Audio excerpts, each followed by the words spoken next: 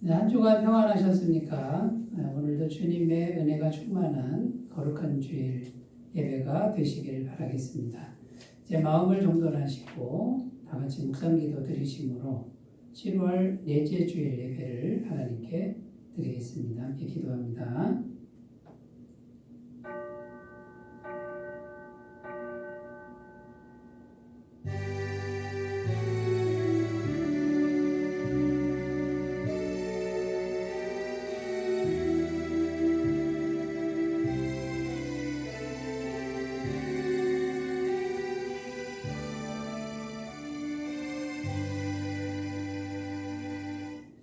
엿새 후에 예수께서 베드로와 야고보와 그 형제 요한을 데리시고 따로 높은 산에 올라가셨더니 그들 앞에서 변형되사 그 얼굴이 해같이 빛나며 옷이 빛과 같이 휘어졌더라.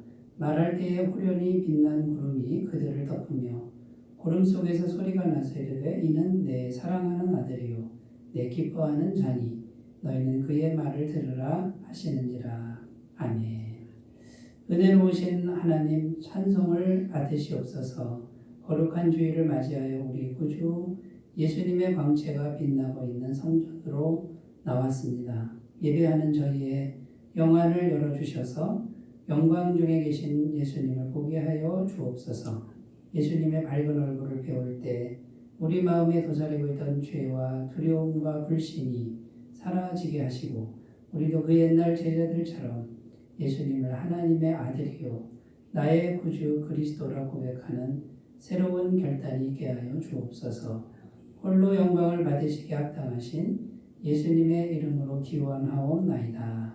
아멘. 다같이 찬송가 43장을 함께 부르겠습니다.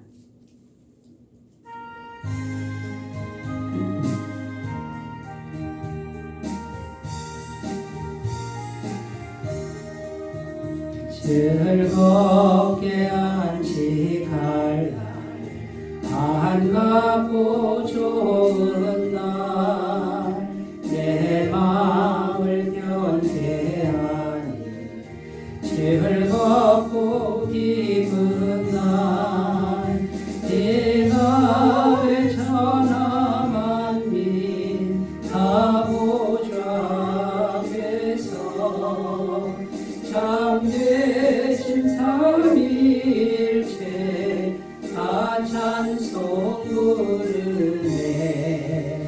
이 날의 하늘에서 새 양식 내리네.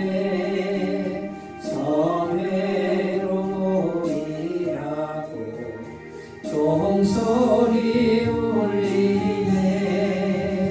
복음의 밝은 빛은 온 세상 비치며 또 영생물이 흘러 시원케 하시네. 이 주일 지킴으로 새 은혜 입어서 영원히 쉬는 곳에 다 올라갑시다. 성부께 찬미하고 성자와 또 성령 참되신 삼위일체 다 찬송 부르세.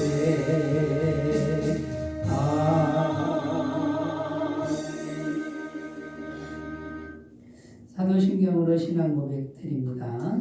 나는 전능하신 아버지 하나님 천지의 창조주를 믿습니다. 나는 그의 유일하신 아들 우리 주 예수 그리스도를 믿습니다. 그는 성령으로 잉태되어 동정녀 마리아에게서 나시고 본디오 빌라도에게 고난을 받아 십자가에 못 박혀 죽으시고 장사된 지 사흘 만에 죽은 자 가운데서 다시 살아나셨으며 하늘에 오르시어 전능하신 아버지 하나님 우편에 앉아 계시다가 거기로부터 살아있는 자와 죽은 자를 심판하러 오십니다. 나는 성령을 믿으며 거룩한 공교회와 성도의 교제와 죄를 용서받는 것과 몸의 부활과 영생을 믿습니다. 아멘.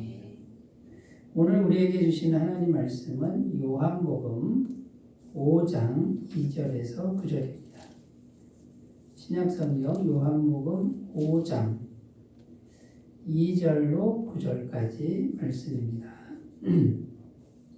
신약성경 149페이지에 있습니다. 하나님 말씀을 제가 봉독해 드리겠습니다. 예루살렘에 있는 양문 곁에 히브리 말로 베데스다라 하는 곳이 있는데 거기 행각 5이 있고 그 안에 많은 병자, 맹인, 다리 저는 사람, 혈기 많은 사람들이 누워 물의 움직임을 기다리니 이는 천사가 가끔 못에 내려와 물을 움직이게 하는데 움직인 후에 먼저 들어가는 자는 어떤 병에 걸렸든지 낫게 되미러라. 거기 38해 된 병자가 있더라. 예수께서 그 누운 것을 보시고 병이 벌써 오래된 줄 아시고 이르시되 내가 낫고자 하느냐.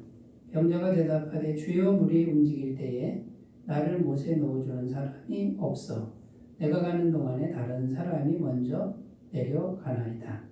예수께서 이르시되 일어나 내 자리를 들고 걸어가라 하시니 그 사람이 곧 나아서 자리를 들고 걸어가니라. 이날은 안식일이니. 아멘. 네, 오늘 말씀의 제목은 우리는 이미 무한한 자비의 집에 있습니다. 이런 제목으로 함께 은혜를 나누겠습니다. 오늘 말씀 내용을 먼저 좀 살펴보면요. 예루살렘이라고 하는 그 이스라엘 도시죠. 그 예루살렘 양문 곁에 베데스다라는 연못이 있었다고 합니다. 이 베데스다라고 하는 뜻은요, 자비의 집, 은혜의 집 이런 뜻이 있습니다. 행각이 5개나 있는 것으로 봐서 굉장히 큰 연못임에 틀림없고요. 그런데 거기에 수많은 병자들이 있었다고 성경은 증언합니다. 가끔 천사가 내려와서 물을 이렇게 동하면 가장 먼저 들어가는 한 사람만 병이 낫는다 라는 말을 믿은 수많은 병자들이 있었다라는 것이죠. 요한복음 5장 3절 4절 그 안에 많은 병자, 맹인, 다리 저는 사람, 혈기 많은 사람들이 누워 물의 움직임을 기다리니 이는 천사가 가끔 못에 내려와 물을 움직이게 하는데 움직인 후에 먼저 들어가는 자는 어떤 병에 걸렸든지 낫게 되미러라. 자, 이 말씀을 믿고 수많은 병자들이 몰려들어서 거기에 아픈 사람들이 많았다라는 거죠. 자, 이제 여러분 이제 머릿속에 이제 어떤 모습인지 상상이 되시죠? 자, 그런데요. 정말 실제로 천사가 내려와서 그 연못의 물을 이렇게 동했다고 우리가 이제 생각해 보면 과연 어떤 일이 벌어질 거라고 생각이 되십니까? 아마 그 조용했던 그 행각 5개가 있는 베데스다 연못은 아수라장이 되었을 것입니다. 왜냐하면 먼저 들어가는 한 사람, 1등 하는 한 사람만 병이 낫는다 그러니까 그 수많은 병자들과 가족들이 어떻게든지 자기가 먼저 들어가려고 그냥 막 달려들었을 거다라는 거죠. 아수라장이 되었고 악의 다툼의 현장으로 바뀌었을 것이 분명합니다. 다른 사람에 대한 배려나 긍휼 이런 것은 있을 수가 없는 그런 현장이 되는 것이죠. 그리고 지금 내 옆에 누워있는 다른 병자들, 그 이웃은 이웃이 아닙니다. 모두가 나의 경쟁자요, 나의 적이 되는 그런 현장이 이 베데스다 연못이었다라는 것이죠. 자, 그런데 또 하나의 문제가 있습니다. 과연 물이 언제 동할 것인가? 아무도 모릅니다. 그렇기 때문에 이 사람들은 평생 거기서 죽어도 그 자리를 못 떠납니다.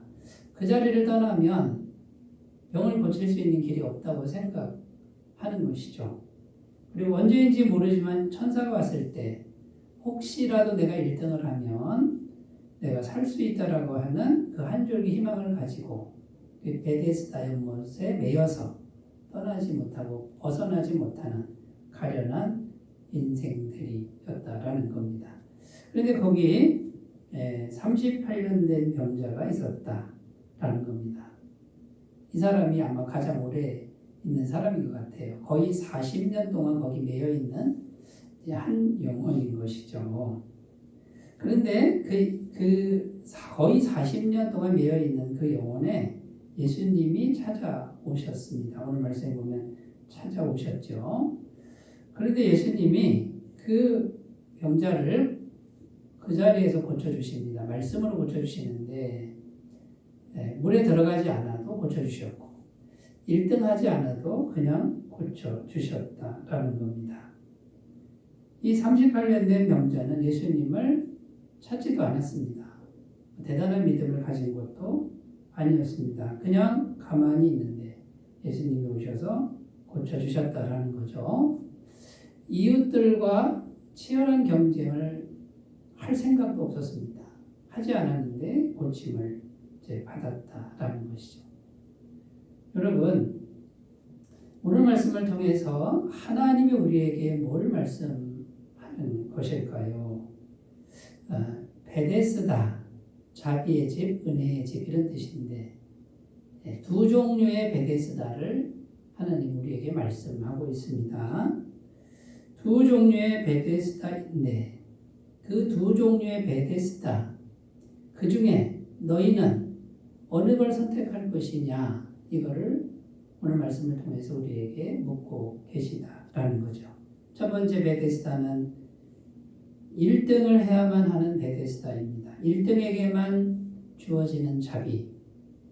치열하게 싸우고 옆에 있는 사람을 적으로 생각하고 경쟁해야만 얻을 수 있는 그 베데스다, 자비의 집을 선택할 것이냐. 아니면 1등을 하지 않아도 얻을 수 있는, 치열하게 경쟁하지 않아도 얻을 수 있는 무한한 자비의 집을 선택할 것이냐. 이 두 종류의 베데스다를 말씀하고 있는데 우리에게 물으시는 거예요. 어느 베데스다의 집을 선택할 것이냐라는 것입니다. 여러분, 당연히 우리는 무한한 자비의 베데스다의 집, 1등 하지 않아도 경쟁하지 않아도 되는 그런 자비의 집을 선택해야 하겠지요. 자, 그러면 그 선택을 하기 위해서 우리가 이제 어떤 걸 생각해야 되느냐라는 거예요. 첫 번째는 율법적인 자비와 복음적 자비를 분별해야 한다라는 겁니다. 자, 율법적 자비와 복음적 자비를 제가 지금 말씀드렸는데 이 율법적 자비라는 것이 곧 1등만 구원을 받는 거예요. 1등만 병이 낫는 정말 인색하고 치열한 자비의 집이라는 거죠. 1등에게만 자비가 있는 거예요. 치열하고 싸우고 경쟁해서 이겨야만 그 사람에게만 있는 그 자비를 율법적 자비라고 합니다. 이 율법적 자비는 예수님이 오시기 전에 베데스다의 모습이고 그 세계에 있는 1등에게만 주어 있는 자비라는 거죠. 1등만이 인정받는 세상의 자비, 이건 세상이라는 겁니다. 치열하게 싸우고 경쟁하고 이겨야만 얻을 수 있는 세상적 자비, 이게 율법적 자비입니다. 끊임없이 내가 율법의 행위를 통해서 나의 노력을 통해서 내가 잘해야만 하나님이 나를 받아주실 것 같은 생각을 하는 이런 자비가 율법적 자비인 거죠. 여러분, 이런 율법적 자비는 평안이 있을 수가 없습니다. 항상 무겁고 항상 피곤하고 항상 쉼이 없는 그 세계에 갇혀버리게 되는 것이고 그 율법적 세계 안에 갇혀서 38년, 거의 40년 한평생을 다 버려도 거기서 헤어나지 못하는 이제 그런 세계가 율법적 자비의 세계죠. 여러분, 복음적 자비는 어떤 세계입니까? 예수님이 오시고 나서의 베데스다의 모습이라는 겁니다. 예수님이 그냥 오셨습니다. 아무 노력이 없었는데 예수님이 찾아오셨습니다. 그리고 1등 했냐라고 한 번도 물은 적이 없습니다. 하지 않아도 됩니다. 그래도 충분한 자비가, 넉넉한 자비가 임했다라는 것이죠. 이게 복음적 자비입니다. 다른 사람과 경쟁할 필요가 없습니다. 예수님과 1대1 관계만 맺으면 되는 겁니다. 오늘 말씀 8절 9절에 보면 예수께서 이르시되 일어나 내 자리를 들고 걸어가라 하시니 그 사람이 곧 나아서 자리를 들고 걸어가니라. 자, 예수님이란 분과 나하고 내가 어떤 상황이 있든지 상관없습니다. 1대1로 만나서 예수님의 능력의 말씀을 듣기만 하면 내 인생의 문제가 얼마든지 해결될 수 있다라고 하는 이것이 복음적 자비라는 것이죠. 자, 주님은 지금 우리에게 묻고 있습니다. 너는 지금 어느 자비에 속해 있느냐라고 묻고 있습니다. 여러분은 어느 자비에 속해 있습니까? 율법적 자비에 속해 있습니까? 복음적 자비에 속해 있습니까? 아니면 어느 자비의 세계로 들어가길 원하십니까? 끊임없이 율법적 자비의 세계로 들어가려고 하고 있지는 않습니까? 그런데 여러분, 성경은 우리가 예수님을 믿고 예수님을 영접하고 그 예수님의 전적인 은혜로 구원받은 우리는 이미 복음적 자비 안에 있는 상태다. 이미 들어가 있다라고 성경은 선포하고 있다라는 것입니다. 예수님 믿고 복음적 자비 안에 있는 사람이 정말 율법적 자비 속에서 경쟁하고 1등 해야 되고 그 인색하고 치열한 자비 속으로 자꾸만 들어가려고 한다 그러면 너무나 안타까운 일 아닙니까? 어리석은 일 아닙니까? 그런데 그런 사람들이 있다는 거예요. 찾아보면 얼마든지 찾을 수 있다라는 거예요. 예수님을 믿으니 예수님과 함께 하는데 그 예수님은 무한한 자비의 주님이시다. 다른 거 묻지 않으신다. 예수님만 진실되게 믿으면 그분이 넉넉한 자비를, 능력을 실제적으로 베풀어 주시는 분이다 라는 겁니다. 로마서 8장 32절 자기 아들을 아끼지 아니하시고 우리 모든 사람을 위하여 내주시니가 어찌 그 아들과 함께 모든 것을 우리에게 주시지 아니하겠느냐.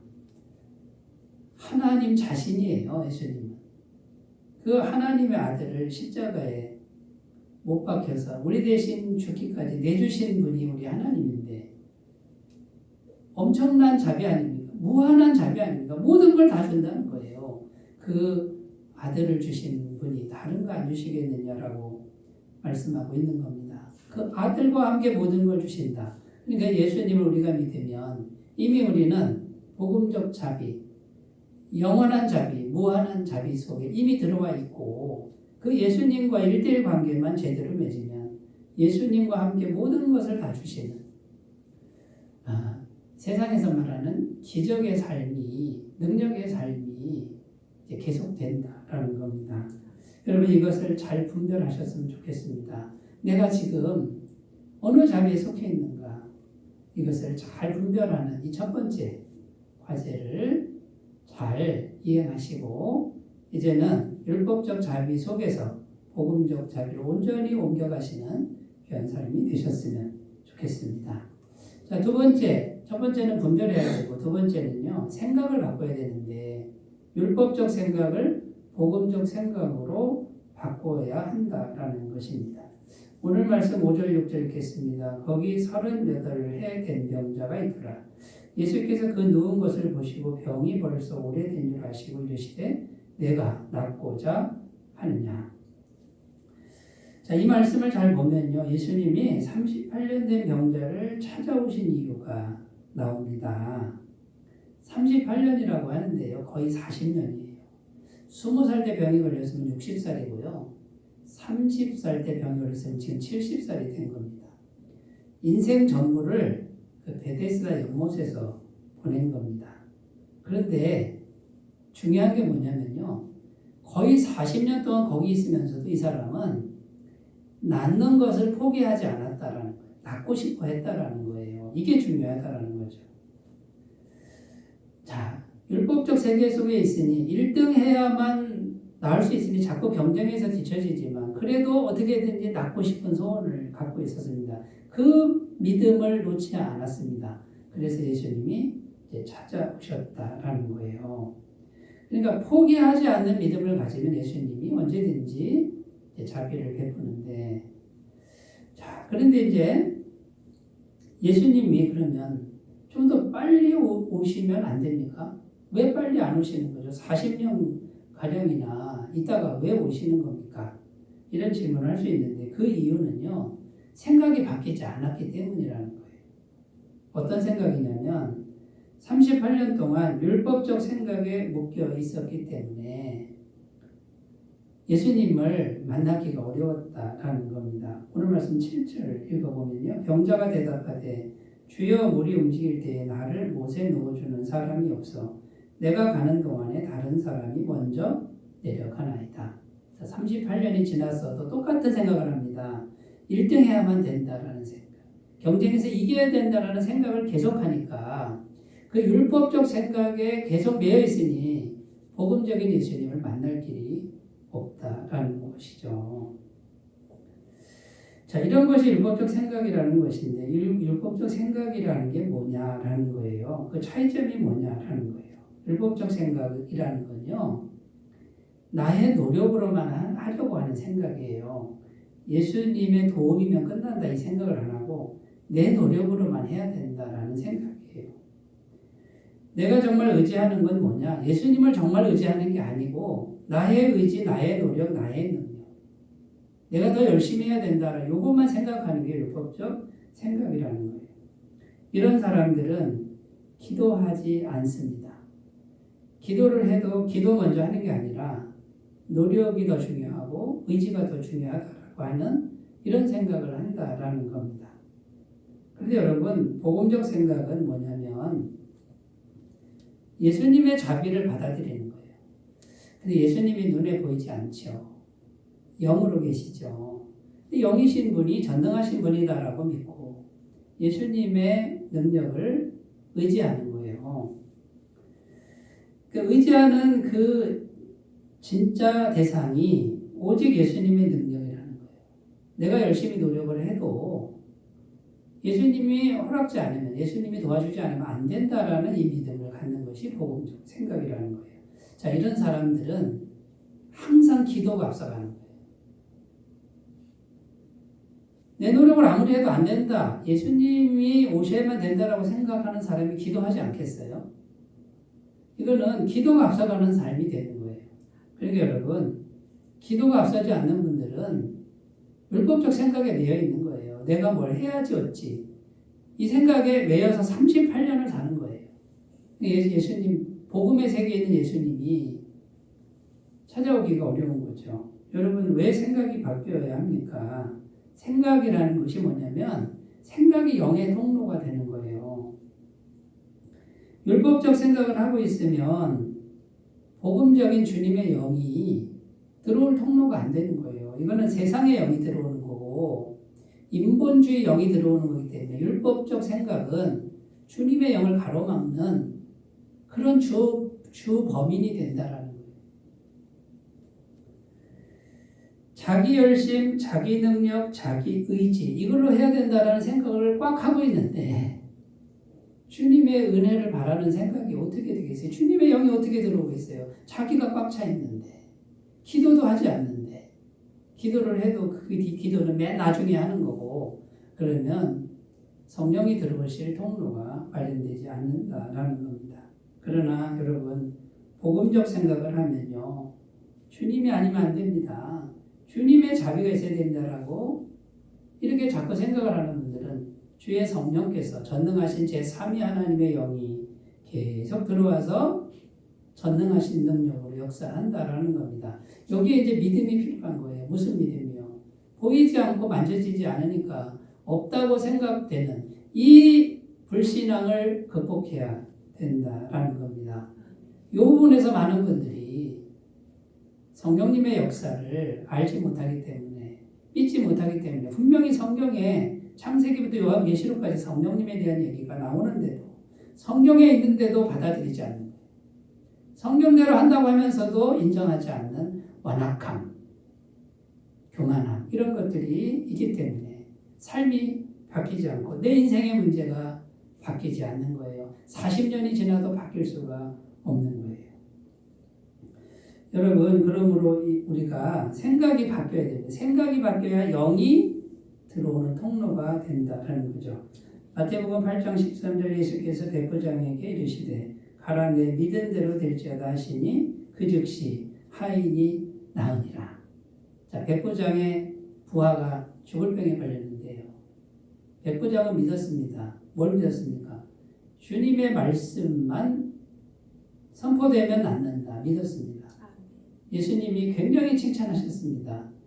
이스라엘 사람 중에도 이만한 믿음을 내가 못 봤다. 그런데 이 백부장, 이방인은 어떻게 이 믿음을 가졌느냐라는 거예요. 이 복음적 믿음을 어떻게 가졌느냐라는 거예요. 하나님의 백성이라고 하는 오늘날로 말하면 교회 오래 다닌 사람들, 그런 사람들도 갖지 못한 믿음을 이 하나님을 모르는 이방 사람들인 이 사람이 어떻게 이 복음적 믿음을 갖게 됐느냐라는 거예요.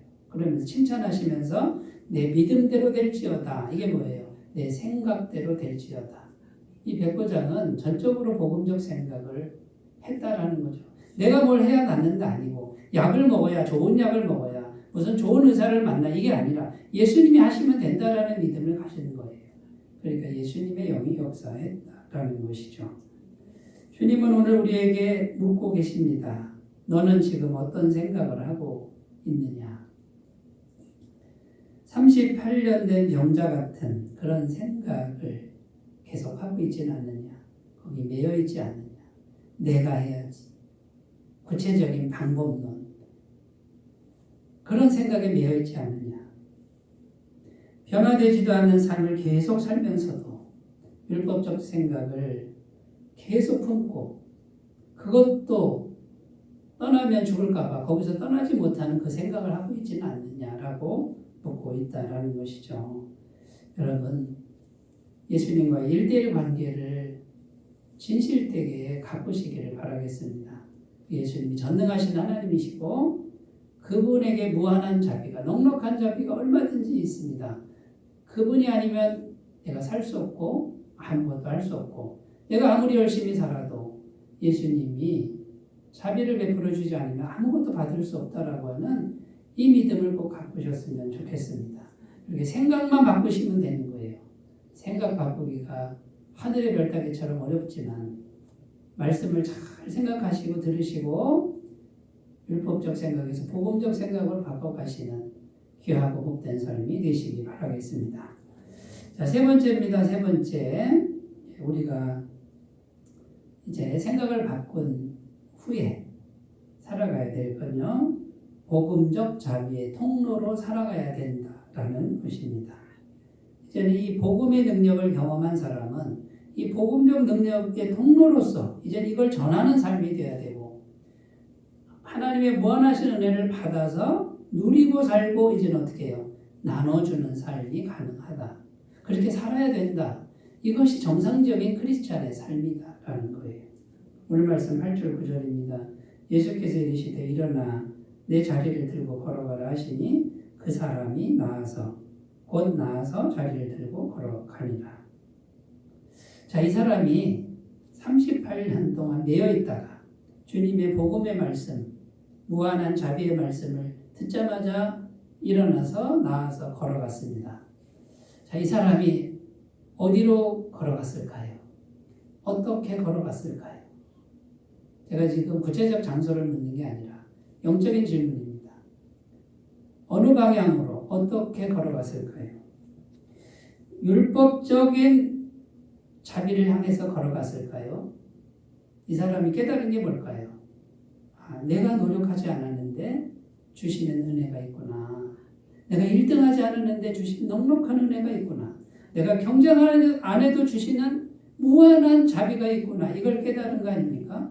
그럼 이 사람은 복음적 자비의 길, 그 무한한 자비의 집으로 그걸 향해서 걸어가지 않았겠습니까? 평생 동안 품고 있던 율법적 자비, 그 인색한 자비, 치열한 자비 이거를 버리고 이제는 주님 안에 있는 무한한 자비 이걸 품고 남은 인생을 걸어갔을 것입니다.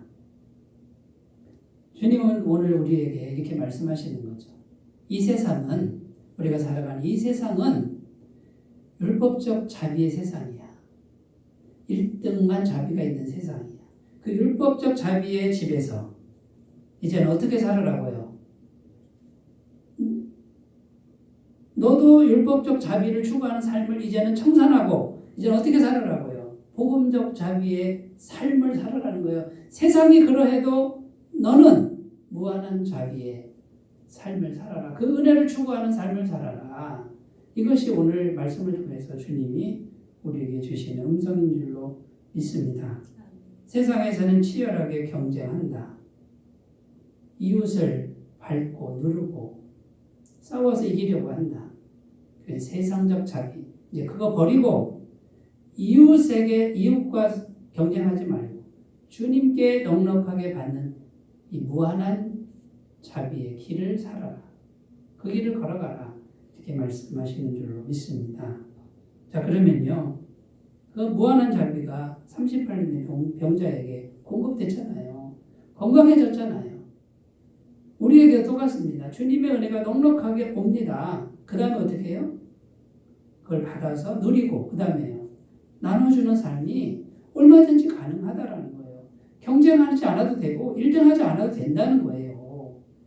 여러분 이 무한한 자비의 집 베데스다 그 은혜의 집을 향하여 걸어가셨으면 좋겠습니다. 자, 우리가 구체적으로 실천할 일이 있는데 첫 번째가 뭐냐? 무엇이든 기도 먼저 하는 훈련을 하셔야 됩니다. 기도 먼저 하시는 거 무조건. 왜요? 주님과 연결되는 거예요. 그거는. 주님이 허락지 않으면 주님의 은혜는 임하지 않습니다. 무엇이든 기도 먼저 하는 거 이거 마음에 딱 새기시고 기도 훈련 하셨으면 좋겠습니다. 빌립보서 4장 6절 7절 아무것도 염려하지 말고 다만 모든 일에 기도와 간구로 너희 구할 것을 감사함으로 하나님께 아뢰라. 그리하면 모든 지각에 뛰어난 하나님의 평강이 그리스도 예수 안에서 너희 마음과 생각을 지키시리라. 뭐부터 하라고요? 모든 일에 기도와 간구로 모든 일에 모든 순간에 여러분 이것이 우리가 첫 번째로 해야 될 일이고요. 두 번째는 주님의 무한한 자비를 믿으면서 무한한 자비를 믿으면서 소원을 아뢰는 거 지속적으로 소원을 아뢰고 내 꿈을 아뢰는 거예요. 지금 당장 없지만 바라는 거를 계속해서 지속적으로 아뢰는 일을 하셔야 됩니다. 시편 81편 10절 나는 너를 애굽 땅에서 인도하여낸 여호와 내 하나님이니 내 입을 크게 열라 내가 채우리라. 입을 크게 열라 이 말은요. 소원을 품고 기도하라. 그러면 하나님이 채우시다라는 거예요. 하나님은 무한한 자비의 하나님, 은혜의 하나님이신 것을 믿으라는 거예요. 세 번째 우리가 해야 될 것은 뭐냐면 이제 무엇을 기도하고 무한한 자비를 믿고 복음적 세계에서 소원을 아뢰면 하나님이 공급을 하십니다. 그게 현실로 나타납니다. 그 현실로 경험하는 걸 하셔야 됩니다. 그래야 살아계신 하나님을 알게 되고 믿음이 성장하게 됩니다. 그럼 받아 누리게 되는데 그 다음에 뭡니까? 받았으면 어떻게 해요? 옮겨주는 게 아니라 이제는 하나님이 얼마든지 공급하시는가를 깨닫게 되면 흘려보낼 수 있는 믿음이 됩니다. 받을 줄 모르는 사람은 나눠줄 줄 모릅니다. 주님이 주시는 걸 받는 경험을 한 사람은 나눠줘도 괜찮다라는 넉넉한 믿음이 생기죠. 왜요? 또 받으면 되니까. 그런데 주님께 받은 경험이 없어요. 그러니까 절대로 줄 수가 없어요. 주었다가는 내가 못 살 것 같은 너무나 빈약한 믿음, 가난한 믿음에 머물러 있을 수밖에 없다라는 겁니다. 그래서 구원받은 사람은 자꾸 흘려보내는 거예요. 작은 걸 자꾸 흘려보내는 삶을 사는 거예요. 그래야 복음적 자비의 통로로 이제 쓰임받는 주님의 일꾼이 된다라는 것입니다. 누가복음 6장 38절 주라 그리하면 너에게 줄 것이니 곧 후히 되어 누르고 흔들어 넘치도록 하여 너희에게 안겨주리라. 너희가 헤아리는 그 헤아림으로 너희도 헤아림을 도로 받을 것이니라. 내가 작은 걸 주면 주님은 도로 돌려주는데, 작은 걸 주는데 넘치도록 준다잖아요. 나의 헤아림이 인색하면요, 하나님도 나에게 인색하다. 너희 헤아림을 보고 하나님의 헤아리신다. 우리를 대하신다. 이렇게 말씀하는 거예요. 여러분, 우리가 작은 거라도 흘려보낼 줄 알면 하나님이 큰 것으로 공급하시는 걸 믿으셨으면 좋겠습니다. 히브리서 13장 16절 오직 선을 행함과 서로 나누어 주기를 잊지 말라. 하나님은 이 같은 제사를 기뻐하시느니라. 여기 선을 행하고 나누어 주는 것이 제사다. 이게 하나님이 기뻐하시는 거룩한 예배다. 이렇게 하나님은 말씀하고 있는 겁니다. 우리가 예수님 믿었으면요, 예수님을 받은 거고, 예수님과 함께 모든 걸 다 받은 거고, 이것이 이제 믿음을 통해서 다 받을 수 있어요. 이것을 어떻게 합니까? 흘려보내는 축복의 통로. 하나님이 아브라함을 부르실 때 너는 복의 근원이 될지라, 복이 될지라. 세상 모든 민족이 너 때문에 복을 받을 거야. 너는 곧 복의 통로가 될 거야. 이것이 모든 믿는 자들을 향한 주님의 비전이고 주님의 소원이고 주님이 기뻐하시는 그런 모습이라는 것. 여러분, 그러므로 예수 믿는 사람은 가난하지 않습니다. 이미 부자입니다. 주님의 무한한 자비가 이미 와 있습니다. 이 진리를 믿으시고 잘 터득하시고 누리시고 나누고 베푸는 복된 삶이 되시기 바라겠습니다. 기도합니다. 하나님 아버지, 예수님을 믿음으로 죄사함 받고 우리는 무한한 자비의 집, 무한한 베데스다에 와 있음을 인식하고 하나님 어디서부터 막혀 있는지를 깨닫게 하시며 잘 나누게 하여 주옵소서. 예수님의 이름으로 기도드립니다. 아멘. 찬송가 309장.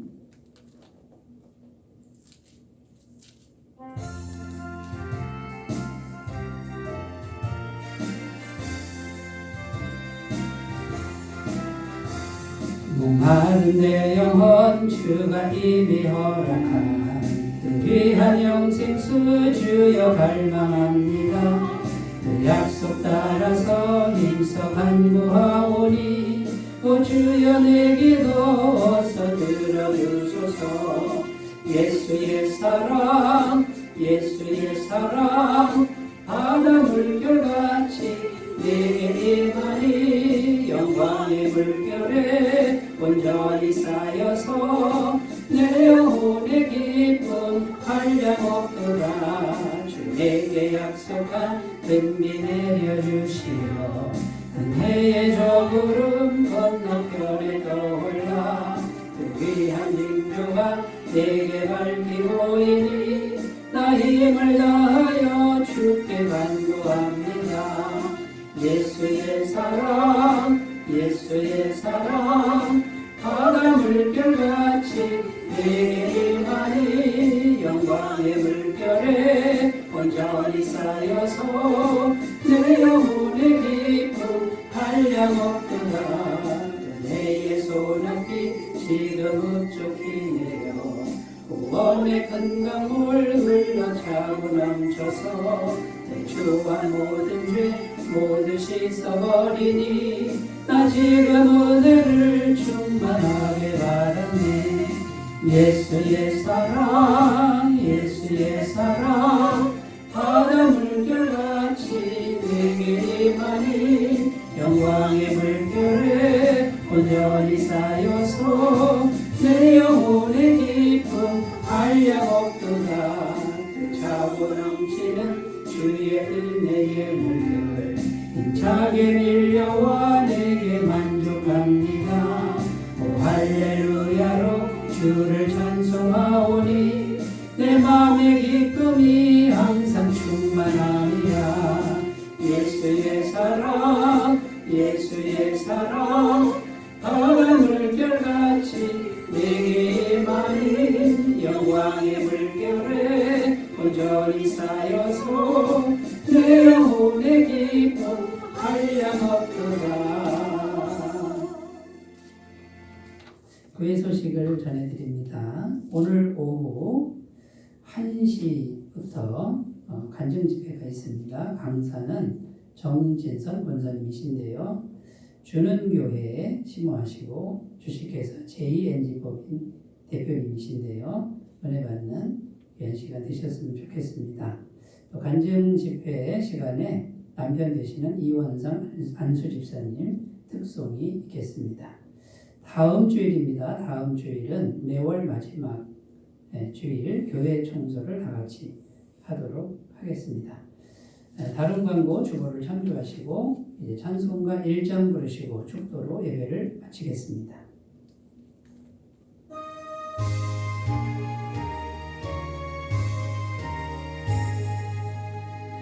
만복의 근원 하나님 온 백성 찬송 드리고 저 천사여 찬송하세 찬송 성부 성자 성령